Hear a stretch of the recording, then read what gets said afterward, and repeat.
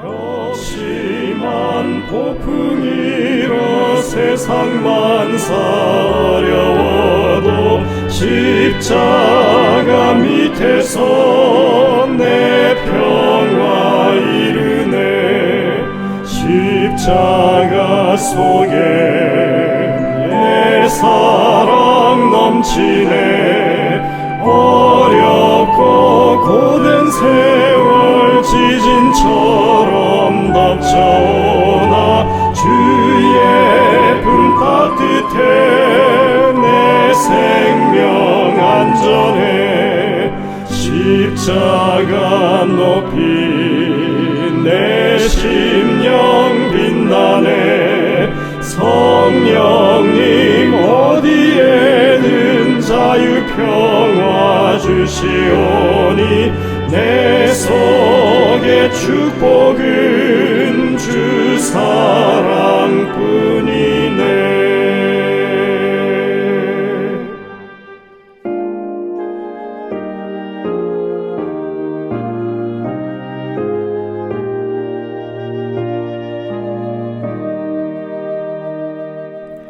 해 넘어가고 어둠 덮이니 구주여 나와 함께 계소서. 내 친구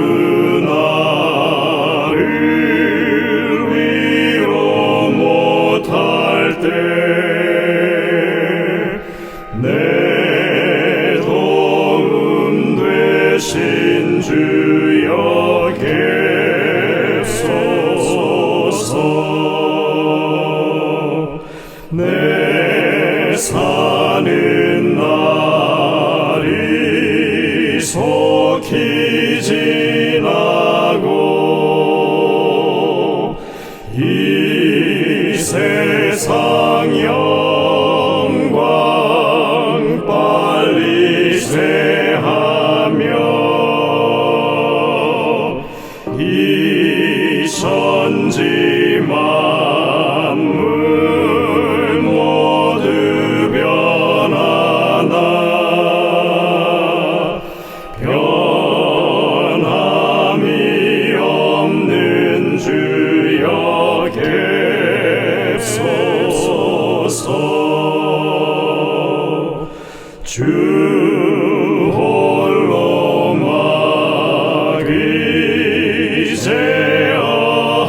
막이제어하시니 때마다 계심 여기합니다. 주같이 누가 보호하리까.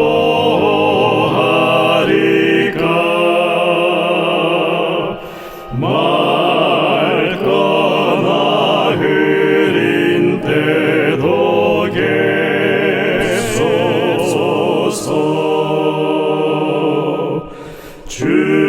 주께서 나와 함께 계시면 원수의 세력 두려움 없도다. 사망의 솜이 어디 있느뇨. 내 승리 되신 주여 계소서.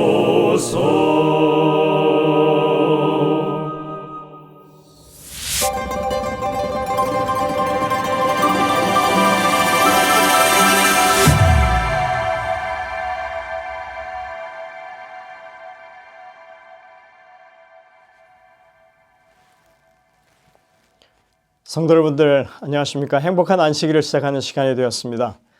이제 함께 찬미를 부르면서 예배를 열도록 하겠습니다. 처음에 부르실 찬미는 161장 찬미입니다. 내 주님의 사랑, 새로운 찬미인데요. 1절밖에 없습니다. 그래서 2번 연속해서 부르도록 하시겠습니다. 새로운 노래 잘 배우시길 바랍니다. 혼성중창의 인도에 따라서 함께 부르도록 하시겠습니다.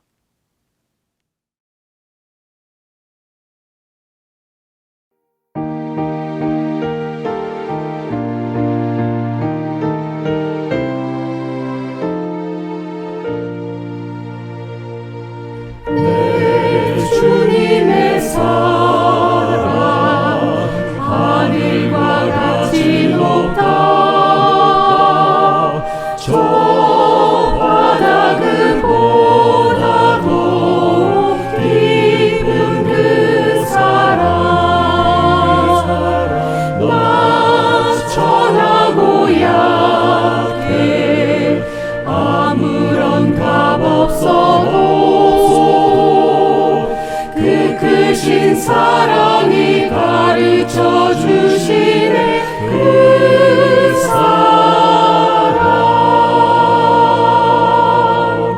내 주님의 사랑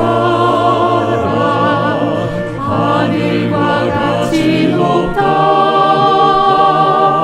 저 바다 그보다도 깊은 그 사랑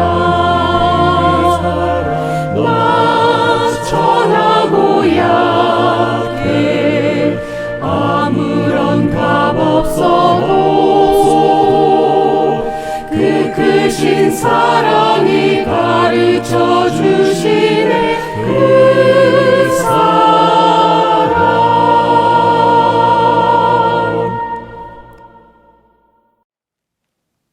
이어지는 찬미는 160장입니다. 내 사랑하는 그 이름. 우리가 잘 아는 찬미인데 이 찬미는 이지원, 조유나 집사님 부부 듀엣의 인도로 함께 부르도록 하시겠습니다.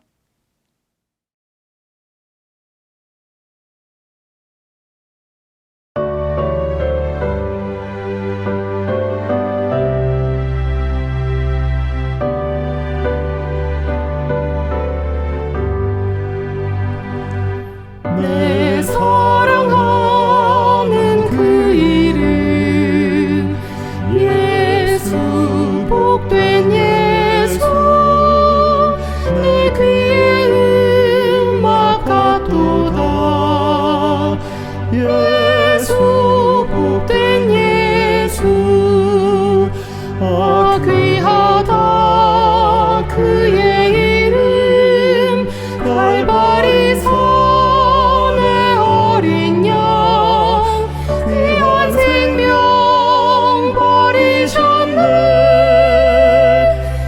예수 복된 예수 내 몸에 계신 그 이름 예수 복된 예수 내 눈에 눈물 씻기는 예수 복된 예수 아 귀하다 그의 이름 갈바리 산의 어린 양 귀한 생명 버리셨네 예수 복된 예수 저 하늘 집을 예비한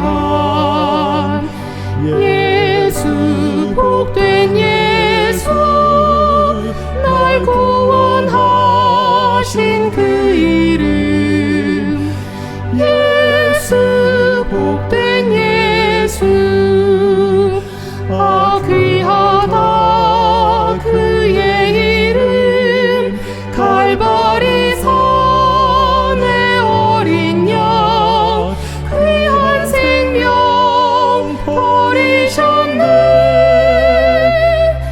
예수 복된 예수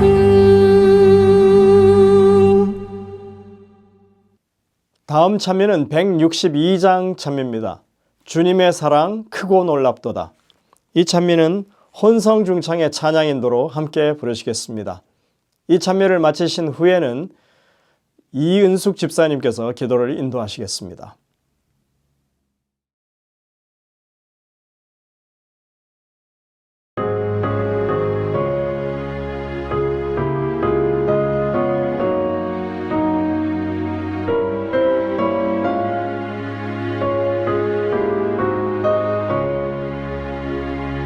주님의 사랑 크고 놀랍도다. 죄지어 멸망받게 된 나를 주님과 함께 걷게 해주시니 그 사랑 나를 정케 하시네. 주님의 구원 크고 놀랍도다. 십자가 피로 죄사하셨네. 구주를 믿어 영생 얻었으니 내 주와 함께 길이 살겠네. 주님의 축복 크고 놀랍도다.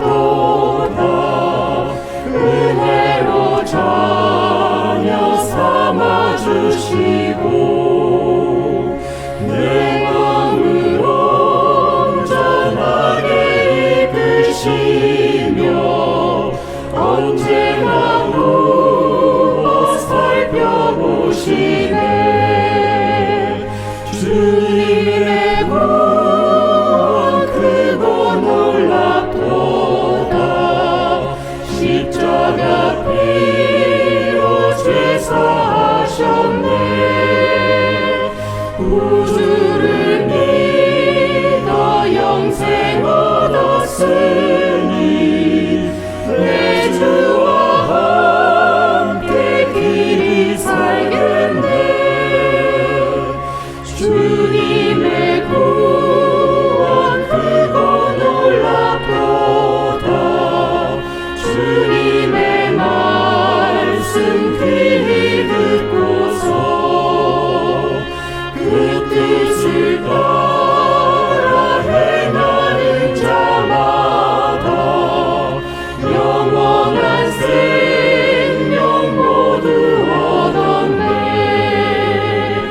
주님의 구원 크고 놀랍도다. 십자가 피로 죄사하셨네. 구주를 믿어 영생 얻었으니 내 주와 함께 길이 살겠네.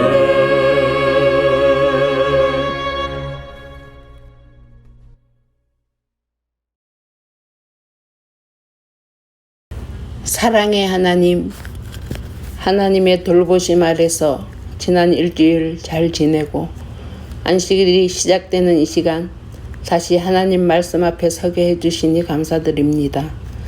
지난 일주일 동안 우리를 공격하는 사탄과 싸워서 이기지 못하고 하나님 앞에 얼마나 많은 죄를 지었을지 하나님은 일일이 아시오니 모든 죄를 하나님 사랑으로 용서해 주시옵소서. 우리의 매일의 생애가 하나님과 동행하며 사랑과 자비와 겸손의 모범 되시는 하나님의 뜻에 합당한 삶을 살도록 항상 동행하여 주시옵소서. 우리 교회 청장년 목사님께 하나님의 은총이 항상 함께 하셔서 청장년 사역이 하나님 축복 아래서 만사형통하게 이루어지도록 은혜 나려주시고 하나님 성령 안에서 사랑으로 연합되는 교회가 되게 하여 주시옵소서. 더위 가운데 각자 맡은 일을 열심히 하고 계신 목사님 이하 장로님, 집사님들의 건강을 항상 지켜주시고 그리고 정신적으로나 육체적으로 병든 우리 모든 교우님들을 하나님께서는 일일이 하시오니 어루만지사 회복시켜 주시옵소서. 또한 혹시 경제적 어려움으로 인하여 고통받는 분들이 있으면 주님께서 다 그 경제적 어려움을 주님께서 해결하여 주셔서 기쁜 마음으로 교회에 나올 수 있도록 도와주시옵소서. 지금 안식일이 시작되는 이 시간 우리의 온 마음을 하나님께 향하여 안식일의 모든 축복을 흡족히 받는 우리 모두 되게 하여 주시옵소서. 지금 말씀 앞에 있사오니 설교하시는 목사님과 듣는 우리 모두에게 지혜를 다하여 주셔서 축복의 안식일이 될 수 있도록 주님 은혜 나려 주시옵소서. 우리를 항상 사랑하시는 우리 주님 예수님 이름으로 기도드리옵나이다. 아멘.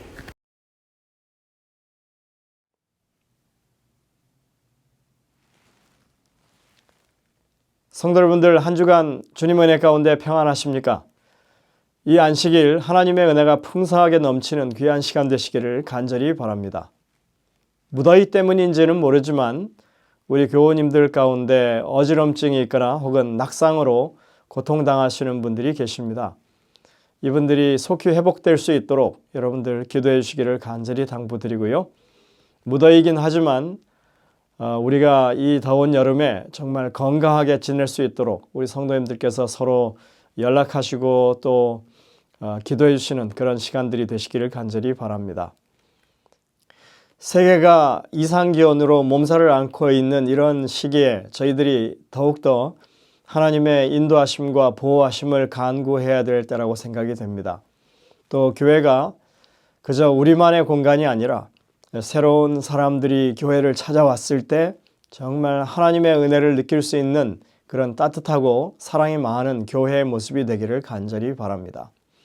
저희가 이 일을 위하여 하나님의 인도하심과 하나님의 은혜를 구하는 저희 모두가 되시기를 간절히 바랍니다. 오늘 저녁에도 십계명을 중심으로 덴버교회를 섬기시는 주기택 목사님의 말씀이 있겠습니다. 준비된 특창을 들으신 후에 목사님의 말씀을 듣도록 하겠습니다. 은혜가 가득 넘치는 귀한 말씀의 시간이 되시기를 간절히 바랍니다.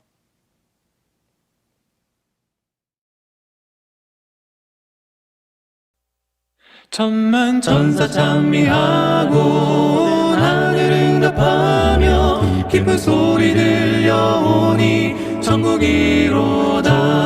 천만 천사 찬미하고 하늘 응답하며 기쁜 소리 들려오니 천국이로다. 천국에 천사 찬미하고 하늘 응답하며 기쁜 소리 들려오니 천국이로다. 천국에 살겠네. 영원히 살겠네. 천국에 살겠네. 영원히 살겠네.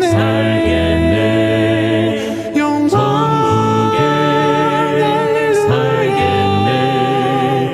주와 함께 길이 살겠네.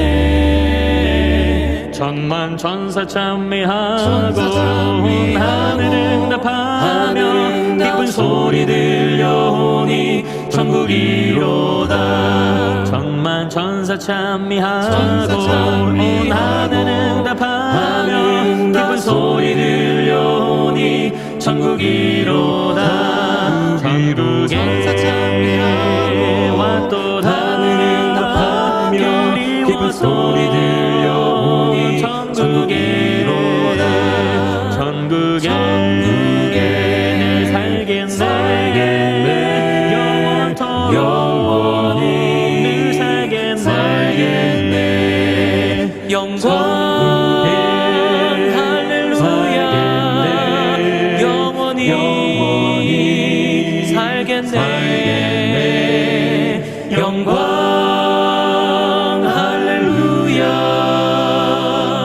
주와 함께 길이 살겠네. 주와 함께 길이 살겠네. 주와 함께 길이 살겠네.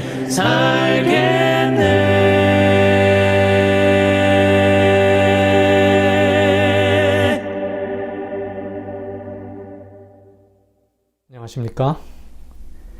한 주일도 주님의 은혜 가운데 평안하셨습니까? 오늘 이 온라인 예배에 참여하신 모든 성도님들을 진심으로 환영합니다. 저는 덴버 로키마운틴 교회를 섬기는 주기택 목사입니다. 우리는 지난주에 10계명의 첫 번째 계명에 대하여 살펴보았습니다. 오늘은 두 번째 계명을 함께 묵상해보고 또 연구해보려고 합니다. 먼저 두 번째 계명이 나오는 출애굽기 20장 4절부터 6절의 말씀을 읽겠습니다. 너를 위하여 새긴 우상을 만들지 말고 또 위로 하늘에 있는 것이나 아래로 땅에 있는 것이다. 땅 아래 물속에 있는 것에 어떤 형상도 만들지 말며 그것들에게 절하지 말며 그것들을 섬기지 말라. 나 내 하나님 여호와는 질투하는 하나님인즉 나를 미워하는 자의 죄를 갚되 아버지로부터 아들에게로 3, 4대까지 이르게 하거니와 나를 사랑하고 내 계명을 지키는 자에게는 천대까지 은혜를 베푸느니라. 10계명 중에 첫 번째와 두 번째 계명은 우상과 거짓 예배를 금지하는데 밀접하게 관련이 있지만 그 둘 사이에는 분명한 또한 차이도 있습니다. 첫째 계명은 누가 하나님인가 하는 문제이고 둘째 계명은 그러면 어떻게 그분을 예배할 것인가에 대한 문제입니다. 둘째 계명은 그분이 어떻게 경배를 받아야 하는가 또는 어떤 경배를 받지 않으시는가를 우리에게 가르쳐 줍니다. 하나님을 예배하되 어떤 거짓된 예배의 형태를 피해야 하는지를 우리에게 말해주고 있는 것이죠. 하나님은 우상이나 형상 또는 다른 어떤 보이는 형태를 통하여 예배 받으시지 않는다고 말씀하십니다. 하나님은 영이시니 예배하는 자가 신령과 진정으로 예배할지니라. 그래서 보이지 않으시는 창조주 하나님을 대신하여 보이는 형상으로 그분을 대체하여 예배하는 것은 어리석은 일입니다. 예배는 우리의 영적 경험인데 외향적인 것으로 채우려는 사람들은 그것을 왜곡하고 타락하게 될 수밖에 없다는 사실을 우리에게 가르쳐주고 있습니다. 둘째 계명은 무엇보다도 예배를 목적으로 하늘과 땅의 어떤 피조물의 모양이나 형상을 만드는 것을 금하고 있습니다. 그런데 계명을 주신 바로 직후에 하나님께서는 모세에게 성소의 건립을 말씀하셨고 다양한 형상들을 만들어 성소에 두게 하셨습니다. 솔로몬이 예루살렘 성전을 건축했을 때에도 내외소 사면벽에는 모두 그룹과 종려와 핀 형상을 아로새겼습니다.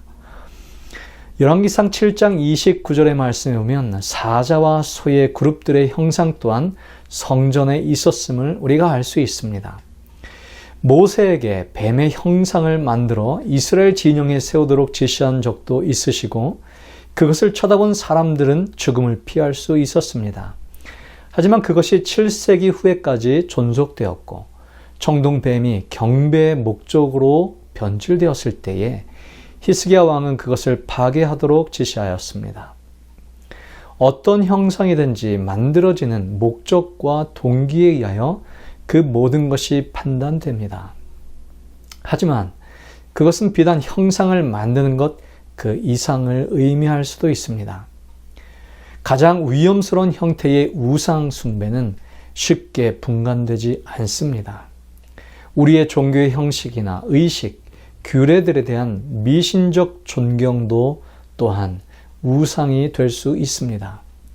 침례를 내적인 정결에 대한 외적인 표시라는 것을 넘어 구원의 한 가지 수단으로 신뢰한다면 우리는 그 예식을 우상으로 만드는 것과 같습니다. 마찬가지로 성만찬 예식의 떡과 포도즙을 그것이 상징하는 의미보다 더 신뢰한다면 그것은 우상 숭배와도 같은 것이죠. 신앙적 상징들을 구원의 행위로 섬기는 것은 그것들을 우상으로 만들게 될 가능성이 농후합니다. 우상 숭배는 근본적으로 어떤 피조물이나 창조된 것을 하나님의 자리에 두는 것입니다. 결국 우상 숭배는 창조주보다 피조물을 숭배하는 것이 되는 것이죠. 사람이 항상 그가 만든 것보다 우월한데 자신의 손으로 만든 것을 경배한다는 것은 자신보다 못하고 열등한 것을 경배하는 것이 되는 것입니다. 그래서 시편 135편에는 이렇게 경고하고 있습니다. 열국의 우상은 은, 금이요 사람의 손으로 만든 것이라. 입이 있어도 말하지 못하며 눈이 있어도 보지 못하며 귀가 있어도 듣지 못하며 그들의 입에는 아무 호흡도 없나니 그것을 만든 자와 그것을 의지하는 자가 다 그것과 같으리라. 그래서 모세는 이스라엘 백성들에게 이렇게 경고합니다. 신명기 4장 15절에 있는 말씀이죠. 여호와께서 호렙산 화염 중에 너희에게 말씀하시던 날에 너희가 아무 형상이든지 보지 못하였은즉 너희는 깊이 삼가라. 하나님께서는 결코 우리에게 그분의 모습을 보이시거나 만질 수 없게 하셨고 그것을 상상하며 만드는 것을 결코 허용하지 않으셨습니다. 그래서 창조주의 형상이나 조각, 그림을 만들어내는 것은 불가능하고 무의미합니다. 이것이 아무 때에도 누구도 하나님을 본 사람이 없는 이유 때문입니다. 만일 하나님께서 어느 때든지 그분의 개체를 사람에게 나타내셨다면 우상 숭배는 더욱 심해졌을 것입니다. 그리스도의 모습도 마찬가지입니다. 선지자는 그분의 모습을 이렇게 예언했지요. 고운 모양도 없고 풍채도 없은즉 우리 보기에 흠모할 만한 아름다운 것이 없도다. 율법이 주어질 때에 이스라엘은 매우 극심한 형태의 우상 숭배의 나로부터 구출되었고 이제는 또 다른 우상과 우상 숭배로 가득 찬 땅에 들어가려는 순간이었습니다. 애굽과 가나안에는 다신론과 범신론이 편만하게 지배하고 있는 땅이었습니다. 오시리스와 이시스는 애굽인들의 주된 신이었는데 이들은 남자와 여자의 형상이었습니다. 처음에는 그들이 평범한 남자와 여자들이었습니다. 하지만 그들이 죽고 난 후에 그들이 신성화되어 숭배되었고 지금까지도 여러 가지 이름으로 숭배되고 있습니다. 애굽에서는 황소와 어린 암소가 예배의 대상이었고 또한 황새, 학, 매, 악어, 뱀, 개구리 그리고 나일강의 물고기들도 숭배의 대상이었습니다. 그들의 생각에 모든 살아있는 것들은 신이었으며 신은 모든 살아있는 사물들에 있다고 또한 믿었습니다. 하지만 우상 숭배를 금지하는 율법을 받은 지 40일도 안 되어서 이스라엘 백성들은 금송아지를 만들어 숭배했습니다. 금송아지는 결코 거짓 신을 나타내기 위해서 의도된 것이 아니었고 애굽 땅에서 그들을 인도해낸 여호와의 형상에 대한 그들의 개념을 나타낸 것이었습니다. 아론은 그들에게 말하기를 이스라엘아 이는 너희를 애굽 땅에서 인도하여 낸 너희 신이로다 라고 하였습니다. 그 다음날 아론은 선포하기를 여호와의 절일이라고 하였습니다. 그들은 여호와의 어떤 비슷한 형상도 보지 못하였지만 그들은 그분을 나타내는 어떤 형상을 가져야만 한다고 느꼈고 그래서 그들은 친숙한 애굽신의 한 모양을 쫓아서 한 형상으로 금송아지를 만든 것이었습니다. 우상을 만들고 섬기는 현대인들은 말하기를 우상이나 그 형상 자체를 숭배하는 것이 아니라 그 안에 거하거나 혹은 그것에 의하여 나타내지는 존재나 능력을 숭배한다고 믿습니다. 그것은 의심할 바 없이 시내산 밑에서 아론과 이스라엘 사람들이 한 생각과 동일한 것이었습니다. 아마 그들도 거짓을 예배하려는 의도는 없었고 다만 보이는 형상을 통하여 여호와를 예배하려고 하였던 것이죠. 이것이 우리는 그 형상을 통하여 신들을 예배한다는 이방인들의 예배의 개념입니다. 우리는 형상이 만들어지는 것이 동이나 은 또는 다른 것들의 물질들 그 자체가 신들이라고 생각하지는 않으며 또한 거룩한 신성이라고 생각하지도 않는다. 그러나 우리가 숭배하고 절하는 것은 직공에 의해 만들어진 형상 안에 거하도록 봉헌된 신들이다 라고 아르노비우스라고 하는 7세기 사람이 이야기했습니다. 또 어떤 사람은 이렇게 말했습니다. 보이고 만질 수 있는 형상들은 사실상 신들의 형체일 뿐이며 거기에는 어떤 영들이 존재하는데 그것은 그 안에 거하도록 초청된 존재이고 그것이 재앙을 내리거나 또는 그들에게 드려진 거룩한 존경과 예배를 통하여 소원을 성취시켜준다라고 믿었습니다. 이것이 로마 캐톨릭 교회의 그리스도와 천사들 그리고 성인들의 형상에 대한 그들의 입장입니다. 그들은 형상 자체를 숭배하는 것이 아니고 그것이 대표하고 있는 바를 숭배한다고 주장합니다. 그러나 이것도 또한 둘째 계명에서 엄격하게 금지하고 있는 것입니다. 그것들에게 절하지 말며 그것들을 섬기지 말라는 것은 캐톨릭의 행실을 정죄하고 이러한 이유 때문에 그들 자신이 성경 원문보다 더 권위적이라고 한 불같아 여기에 둘째 계명이 있음에도 불구하고 대부분의 다른 저술에서는 이 둘째 계명을 삭제해 버렸습니다. 그래서 캐톨릭 교회의 형상들에 대한 숭배는 사실상 죽은 자에 대한 숭배이며 또한 신들 또는 신들처럼 되었다고 추정되는 신격화된 남녀들에 대한 숭배입니다. 이 모든 새겨진 형상들은 죽은 영웅들, 조상들, 그리고 성인들을 나타냅니다. 바티칸 성의 성 베드로 성당에 베드로의 발을 여러분들 보신 적 있습니까? 많은 사람들이 그 발을 만지면 효험이 있다고 생각하고 그들의 기도가 이루어진다고 생각하기 때문에 수많은 사람들이 그 베드로의 발을 만지고 있습니다. 그래서 우상 숭배의 그 뿌리는 조상 숭배에 있음을 우리는 알 수 있는 것입니다. 아래 기록들이 그것을 증명해 주고 있습니다. 태양 숭배와 자연 숭배는 이방 종교 체제의 본질을 구성하고 있으며 그것은 거기에 최초의 이방 신들은 죽은 후에 신격화된 사람이라는 흔들릴 수 없는 증거를 보여주고 있다. 이러한 죽은 자들의 영들이 그들의 다양한 속성에 따라 그들이 거주했다고 여겨지도록 태양, 달, 그리고 별들로 후에 일치되게 되었다라고 이야기해주고 있습니다. 여러분, 죽은 자에게는 의식이 없고 아무것도 모른다는 전도서 9장 5절과 6절에서 성경은 말하고 있지만 우상을 섬기는 사람들은 그것을 개의치 않습니다. 그래서 죽은 자의 영의 행세를 하고 있는 실상은 마귀의 영들, 그 악한 천사들을 그들은 경배하고 있는 것이죠. 따라서 우상 숭배는 결국 마귀 숭배가 되는 것입니다. 레위기 17장 7절에 있는 말씀에 보면 그들은 전에 음란하게 섬기던 순염소에게 다시 제사하지 말 것이니라 라고 기록되어 있는데요. 여기 순염소라고 표현되어 있지만 킹 제임스 버전에는 devil, 즉 마귀라고 번역되어 있습니다.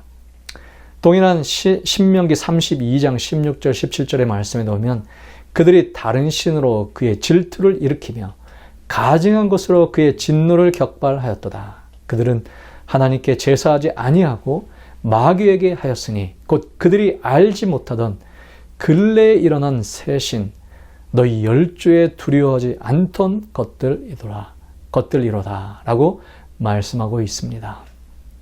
그들은 마귀에게 예배하는 그것이 바로 구약시대 이스라엘 백성들에게서부터 시작되었음을 우리에게 말해주고 있습니다. 사도 바울도 이방인들이 제사하는 것은 귀신에게 하는 것이요 하나님께 하는 것이 아니니라고 말씀하고 있는데요. 킹 제임스 버전에도 이 말씀이 제사하는 것이 바로 마귀에게 하는 것이다 라고 번역되어져 있습니다. 이것은 우상 숭배가 주님께 가증됨은 가증한 것임을 우리에게 강조하고 알려주고 있는 내용입니다. 그것은 사실상 이 세상의 신인 사단에게 경배하고 있는 것이죠. 죽은 자는 진짜 죽은 것이 아니고 신들이 되었기 때문에 그것에 경배함으로 사람들은 사단을 경배하고 있는 것이 되는 것입니다. 영혼 불멸에 대한 믿음은 거의 우주적으로 확산되어져 있습니다. 이것이 이방 종교의 본질이고 마귀 숭배의 기초가 되었습니다. 그래서 하나님께서는 우상을 만들지도 말고 그것을 섬기지 말라고 명령하신 것입니다. 초기 기독교 시대의 이교의 우상 숭배가 그 외형을 가장하여 그대로 교회 안으로 들어오게 되었습니다. 사도들은 거의 죽었고 초기 기독교인들은 사도시대의 유물들에게 절하며 사도들의 형상을 만들기 시작했습니다. 이러한 배도는 7, 8세기에 번창하게 되었고 극에 달하게 되었습니다. 에드워드 기본이라고 하는 역사학자는 그 기독교의 변화에 대하여 이렇게 기록하고 있습니다. 초대 기독교의 장엄하고 단순한 신학은 점점 부패되었고 그리하여 하늘의 군주는 이미 형이하학적인 물질들로 가리워졌고 대중의 신화에 의하여 부패되었으며 그것은 다실론의 지배로 회복하는 경향으로 기울었다. 상징 숭배의 최초의 시작은 십자가 그리고 유물들에 굽혀 경배하는 것이었다. 처음에는 시험적으로 경구와 조롱 속에 이루어졌다. 그리고 성인과 순교자들의 숭배하는 그림들은 무식한 자들을 교훈하고 냉담한 자들을 일깨우며 이방 종교인들의 편견을 충족하기 위하여 신중하게 허락되었다. 6세기가 끝나기 전에 이러한 형상들은 경배의 대상이 되었고 기적의 도구들이 되었다. 여러분, 하나님은 질투하는 하나님이십니다. 우리를 향한 그분의 사랑이 너무 크기 때문에 그분은 어떠한 대적도 허락하지 않으십니다. 아버지는 그의 자녀들을 보호하고 인도하며 남편은 아내를 질투적으로 돌보는데 왜냐하면 그들을 향한 그분의 사랑이 있기 때문입니다. 나를 미워하는 자의 죄를 갚되 아비로부터 아들에게로 3, 4대까지 이르게 하거니와 라고 말씀하십니다. 부모의 잘못과 죄가 자손에게 전달되는 것은 환경과 유전의 영원하고 불변한 원칙입니다. 죄와 타협하는 자들은 그들의 자녀, 그들의 자손까지 노예로 만드는 것입니다. 그것은 과학의 법칙입니다. 자녀들의 대부분의 죄들은 그들의 부모, 조부모, 증조부의 죄들입니다. 주님께서는 부모의 죄 때문에 자녀들을 벌하겠다는 것이 아닙니다. 죄는 매우 전염성이 큽니다. 그것은 자연스럽게 전염될 수 있음을 우리에게 가르쳐주고 계신 것입니다. 반대로 순종의 보상 또한 더욱 큽니다. 그 보상은 1000대까지 이르겠다고 말씀하십니다. 만일 죄가 전염적이라면 미덕과 선함과 신앙도 전염될 수 있습니다. 불순종이 3, 4대까지라면 반면 순종의 축복된 결과는 1000대까지 이어질 수 있다고 하나님은 말씀하셨습니다. 악은 궁극적으로 그 길을 다가서 소멸되지만 미덕과 충성됨은 결코 사라지지 않을 것입니다. 그런즉 너희는 알라 오직 내 하나님 여호와는 하나님이시요 신실한 하나님이시라. 그를 사랑하고 그 계명을 지키는 자에게는 1000대까지 그 언약을 이행하시며 인애를 베푸시느니라. 그분의 공의보다 그분의 자비가 더욱 크고 영원하다는 의미입니다. 하나님을 올바로 섬기는 이 시대에 그 섬김이 절실하게 필요됩니다. 왜냐하면 그분의 방법대로 우리가 그분을 예배하지 않으면 우리는 우리도 알지 못하는 사이에 사탄에게 경배하고 있는 자가 되기 때문입니다. 그래서 제2 계명은 어떻게 예배를 드릴 것인가 하는 예배의 방법에 대하여 우리에게 분명하게 가르쳐주고 있습니다.